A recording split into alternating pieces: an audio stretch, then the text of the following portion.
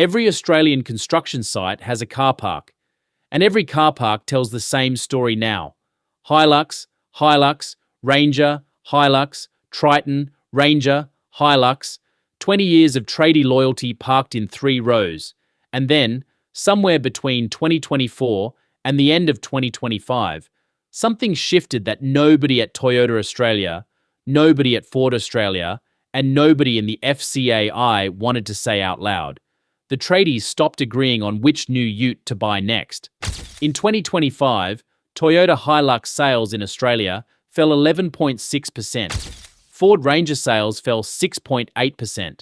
The 2 utes that have defined Australian working life for 2 decades both lost meaningful ground in a market that grew overall.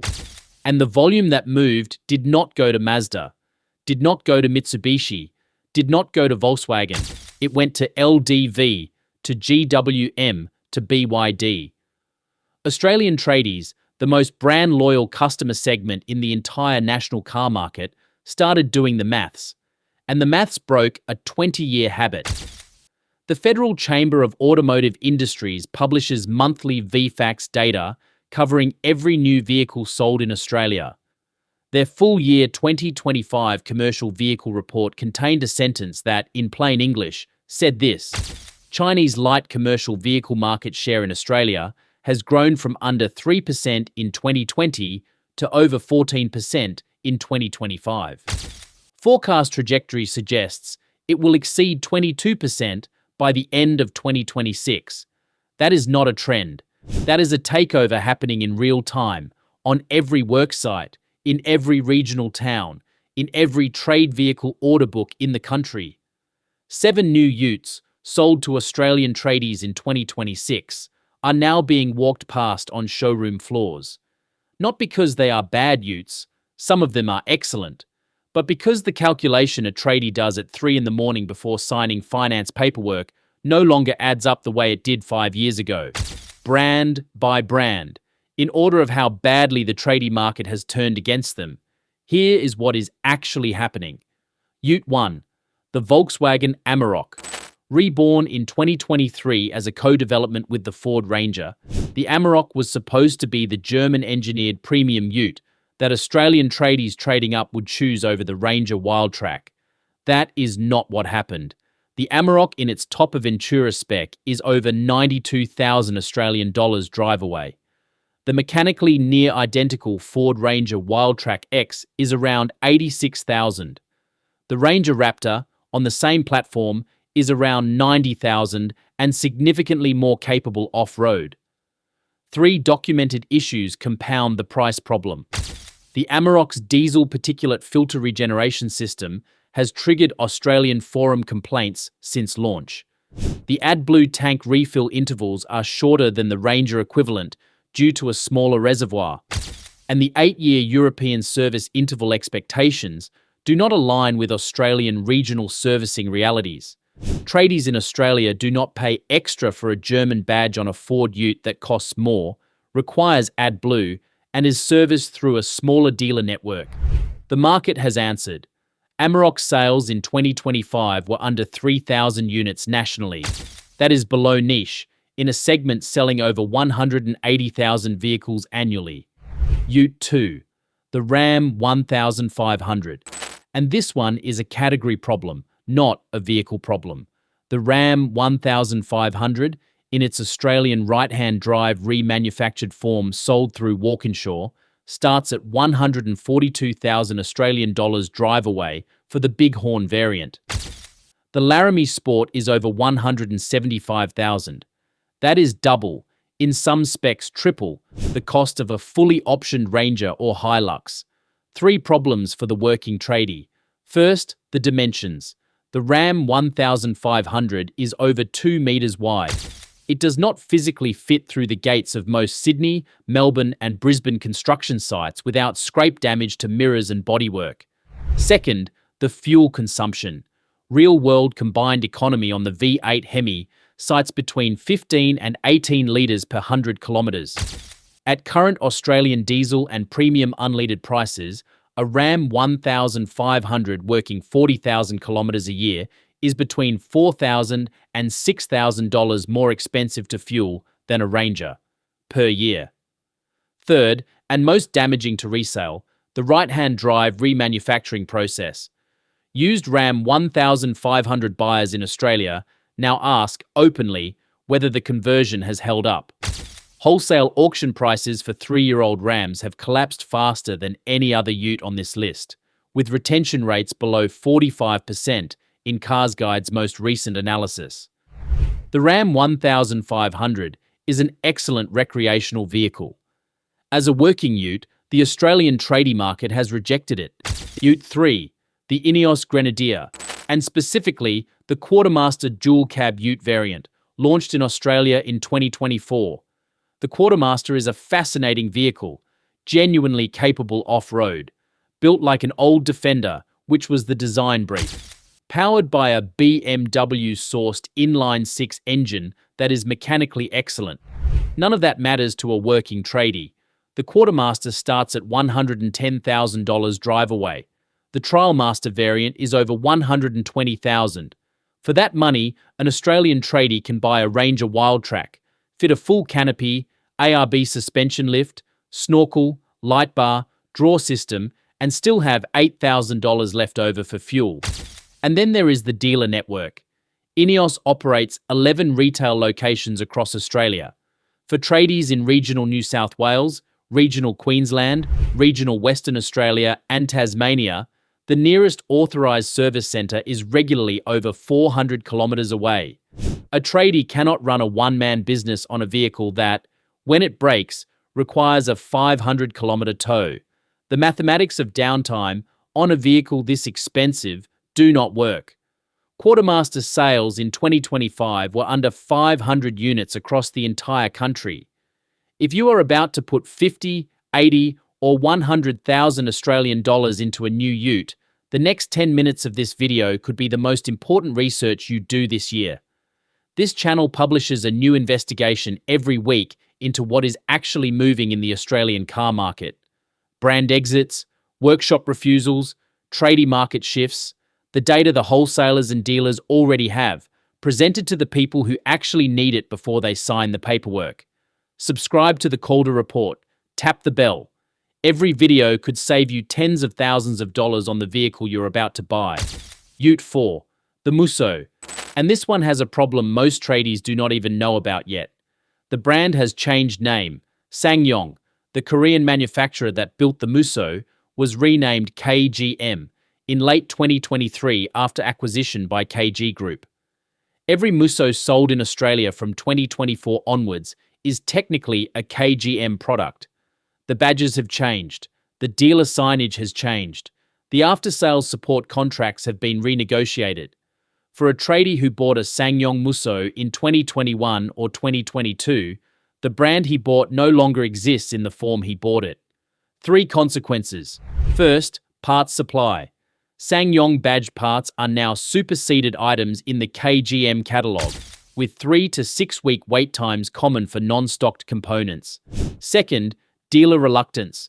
Multiple Australian dealers walked away from SsangYong during the transition, leaving regional owners with no authorised service option.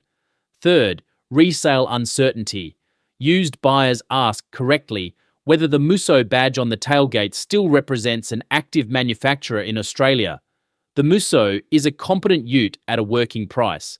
The problem is that the Australian tradie market does not buy uncertainty, and brand transitions, however necessary at corporate level, register at the worksite as exactly that. Ute 5, the LDVT60, specifically the first-generation variant sold in Australia between 2017 and 2023. And this one is the warning shot the entire Chinese ute segment needed to take seriously. LDV was the first Chinese manufacturer to seriously target Australian tradies, with the original T60 priced aggressively in the high 30s, at a time when a Ranger or HiLux equivalent was well above 60. Tradies bought them. The volume was real. And then the second-generation LDVT60 Max Plus arrived, the GWM Cannon Alpha launched, and the BYD Shark 6 entered the market with a plug-in hybrid drivetrain. Suddenly, the first generation T60 was the oldest Chinese ute on the road, competing against newer Chinese utes from competing manufacturers on price. Used T60 values in 2026 have collapsed. Cars Guide's latest data shows 3-year retention for the 2021 LDV T60 sitting at 38%. That is the worst 3-year retention figure of any new vehicle sold in Australia between 2020 and 2022. Worse than any European luxury sedan. Worse than any depreciation-prone EV. The lesson is brutal. Being the first Chinese ute into the Australian market in 2017 did not protect early LDV adopters. Being the best Chinese ute in the Australian market today is a title that changes hands every 12 months. Ute 6, the Mazda BT50. And this is the most important ute on this list because of what it reveals about how the Australian tradie market actually thinks. The BT50, in its current generation launched in 2020, is built on the same platform as the Isuzu D-Max. The same chassis, the same diesel engine, the same gearbox, the same axles. Mechanically, the two vehicles are siblings. The Isuzu D-Max in equivalent spec is regularly $5,000 cheaper than the Mazda BT50. Tradies have noticed, Mazda BT50 sales in 2025 were under 14,000 units. Isuzu D-Max sales in the same period were over 25,000.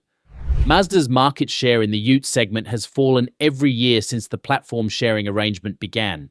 The conclusion the working market has reached is unforgiving. If you want the D-Max platform, buy the D-Max. If you want a Mazda, buy a CX-5. Paying a premium for a Mazda badge on an Isuzu ute is the kind of mistake the tradie next to you on the worksite will notice. And mention Ute 7, the Tesla Cybertruck. And this one is the ute Australian tradies are refusing to buy because they are not allowed to buy it. As of 2026, the Tesla Cybertruck is not approved for sale in Australia. The width exceeds the maximum permitted under the Australian design rules. The aluminium bull bar configuration does not comply with Australian pedestrian impact standards. The steering geometry does not meet Australian heavy vehicle regulation thresholds. Tesla Australia has, as of the most recent public statement, no confirmed timeline for Cybertruck local certification. The result is a vehicle that has accumulated genuine cultural awareness in Australia. Tradies have seen it on social media. They have asked their dealers about it. They have priced grey import options ranging from $180,000 to over $240,000. And then they have been told, by their accountant or by the Australian Border Force, that bringing one in privately means it cannot be registered, cannot be insured for trade use, cannot be claimed against business expenses, cannot drive on Australian public roads at all. That awareness, combined with the impossibility of legitimate purchase, has poisoned the demand for every other Tesla product among the tradie segment. The Model Y, the only Tesla legally sold in Australia today, has seen its tradie segment sales collapse to under 2% of total deliveries. A brand that cannot deliver the product its customers want is a brand that loses the customers it already has. Every ute on this list shares one thing. The tradies talked to each other before the data confirmed what they already knew. Worksite car parks are the most efficient market research environment in Australia. A tradie buying a new ute does not just buy the vehicle, he buys the response he will get when he pulls onto the site Monday morning. The nod, the silence, or the quiet comment behind his back. That social filter is more accurate than any FCAI data, any Cars Guide analysis, any dealer projection. By the time a ute starts disappearing from worksite car parks, the wholesalers, the auctioneers, and the dealer networks have already adjusted their numbers around it. The dealers are the last to admit it. The tradies are the first to know. Here is what every tradie about to buy a new ute should do this week. Walk the car parks of 3 different worksites in your area. Not yours. 3 others. Count the utes. If a brand is not represented across all 3 sites, the market has already voted with its feet, and you are about to vote against it. That single hour of fieldwork is more accurate than any review, any test drive, and any dealer pitch. The benchmark, the same one we use in every report on this channel, is the Toyota HiLux SR5. Despite the 11% decline in 2025, the HiLux retains 76% of value at 3 years. It is accepted at every independent mechanic in Australia. And on every worksite car park from Cape York to Tasmania, you will find one. That is not coincidence. That is consensus. With the Chinese share of the Australian ute market projected to exceed 22% by the end of 2026, the brands the tradies still trust represent a list that is short, contracting, and worth knowing by name. Subscribe to the Calder Report. Tap the bell. Every week, we show you exactly what is moving in the Australian car market before it moves past you.